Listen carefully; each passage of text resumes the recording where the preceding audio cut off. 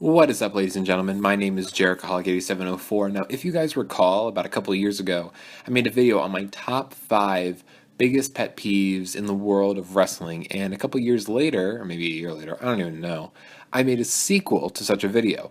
I'm here to give you part 3. Part 3 of my biggest pet peeves in the world of wrestling. Now, when I say pet peeves, there's a difference between something I legitimately dislike about wrestling versus something that, it bugs me, it bothers me, but it doesn't really, kill me on the inside when I see it. So let's dive right into this list. I really want to try and keep this list as short as possible. If you guys see a pet peeve that you think should be on here, you guys can check out my other 2 videos and see if that pet peeve is on there. And if not, you can just write a comment saying I suck. I agree.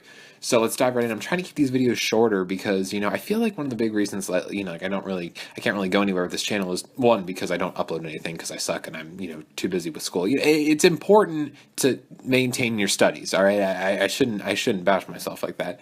But secondly, sometimes I just have videos that are long, and I'm not going to lie, when I see some people that made, a 30-minute video, it's like, damn, do I really have time to watch that? I don't feel like watching a 30-minute video.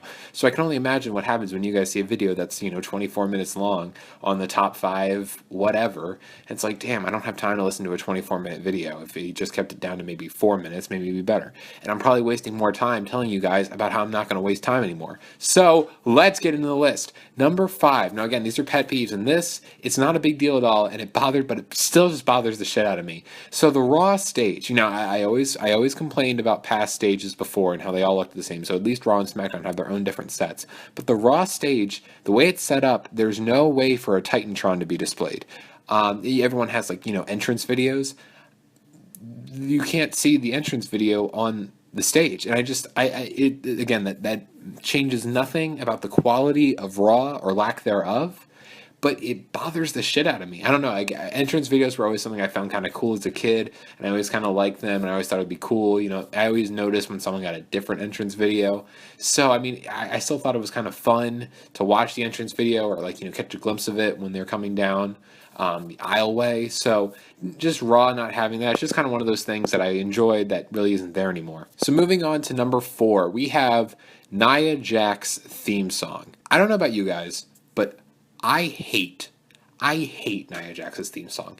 She's built as a monster, and she comes out to this, the beginning kind of sounds a little eerie and scary, but then it's just like, I'm not like most girls. Like, what is that? Like, it just sounds so stupid, and it sounds so conceited and just bitchy, and it reminds me of that girl in class that, paints her nails black and listens to all these different things, like listens to alternative bands and acts like she's better than all the other girls because she doesn't have the common interest of other people. Like, she doesn't like what's popular at the time.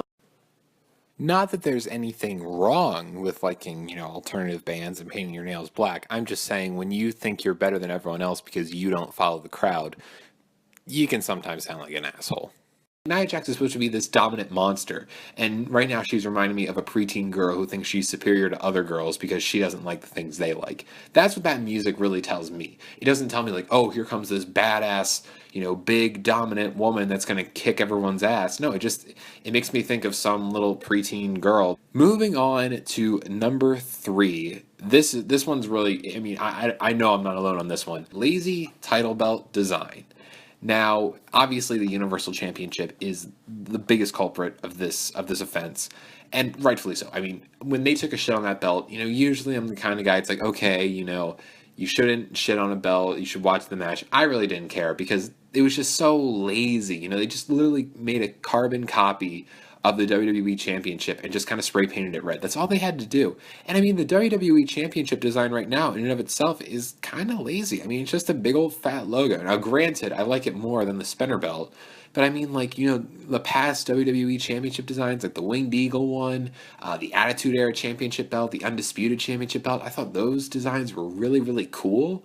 And I kind of like the idea of the eagle and everything. It's just like, I know they had a prototype of all the other potential championships before they made the official WWE Championship, and all those looked so much better than the one we actually got. So, and then they have it with the Raw and SmackDown Tag Team Championships. They just made the straps red and blue, and then they're doing the same thing with the Women's Championship. The Women's Champion is a double offender because not only did it completely copy and paste its design from the WWE Championship, but it also pulled the red strap, blue strap, or I guess it would be red plate, blue plate, of, one on Raw, one on SmackDown. So that stuff bothers me, but let's move on to number 2. This one kind of bugs me. Commercials on pay-per-views. The whole point of a pay-per-view is it's not like TV. You're paying, it's premium television. And one of the biggest ups of premium television is there's no commercials. So, and the biggest part about this is they always save these commercials for the pre-show match. It's like you couldn't take a commercial break in between, discussing matches at that little, pre-show panel. You really have to take your commercial break in the pre-show match. Granted, I know a lot of people don't really care about the pre-show match, but still, it kind of makes the two guys in the ring look like complete dorks when you have to take a commercial break in their match when it's your network and you're not even on, cable television anymore.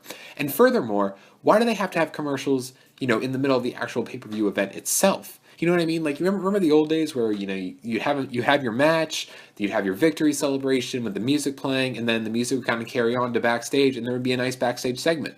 Granted, backstage segments aren't dead in wrestling, but they're becoming, fewer and fewer, by the pay-per-view. And, it's really just commercials are now just a transition from one match to the other. I just think it's annoying because the whole point of a pay-per-view is not to have commercials. Now, granted, there have been commercials on pay-per-views for a while, but it would only be one. You know what I mean? And now it just seems like they're just excessive. So, now we come to number 1. This one's only become a recent issue that I've had with WWE television. And here it is, number 1, those fucking crowd shots. Now, granted, again, they don't hinder my enjoyment, but every time I see one, I just get so annoyed because it's what I hate about them is it's just such a manufactured way of generating excitement. You know what I mean? And it kills my mood. When I see a cool move and I'm marking out, they always do it when, they do it in the cruiserweight matches when they do a big dive or something like that, or when a big move happens, or I think it happened at Fastlane when Braun Strowman, it was during one of the spots in the Braun Strowman Roman Reigns match. They definitely did a crowd shot there. And it's I see this with my own 2 eyes, and I'm oh shit, oh my God. And I'm freaking out, marking out and everything. And then when I see, Joe in the crowd doing it, I get oh, okay, well, now I don't feel like doing it anymore. It's almost like WWE's way of saying, hey, this is how you should be reacting. And then I get offended. I'm okay, WWE, I won't respond how you want me to respond. Fuck you. You know what I mean? That's my initial response. Now, granted, that might be a little confrontational. It might be a little overboard. I might be overreacting a little bit here. But when I see those crowd reactions, I just think it's so manufactured. And granted, those reactions are kind of manufactured in the sense that people now know oh, if I want to get on TV, I'm just going to act as over the top as possible. So when someone does a flip, a 450 splash onto a group of people on the outside of the ring, I want to be just because I want to get on TV. And Kevin Dunn will be oh, there's a guy, let's zoom in on him. That's the problem. That's what I hate about these crowd shots is not only is it establishing a false sense of excitement for the viewers at home, but it's making everyone in the crowd look like a complete idiot and making wrestling fans look like complete dumbasses when you can't just cheer like a normal person. You know what I mean? Now, granted, sometimes they do just get a genuine reaction of someone getting actually excited. But to me, it's I didn't pay to see someone get excited. I don't want to see someone else get excited. I want to see the spot that made someone else excited because it's going to make me get excited. You know what I mean? It just sounds like it's completely ass backwards. There's no point to them, and it just makes it seem it's just a roadblock in the show, roadblock in the line. You know what I mean? So overall, I hate them. I hope they stop with them soon. But I will be out of here because I'm actually under 10 minutes. I'm actually hitting 9 minutes right now. So I'm very proud of myself. I will see all of you later. Hopefully you guys have a great day, and hopefully you all had the time to listen to this. And I'm going to stop talking right now before this goes over 10 minutes because that was not my plan. My name is Jericho 8704, and I will see all of you later.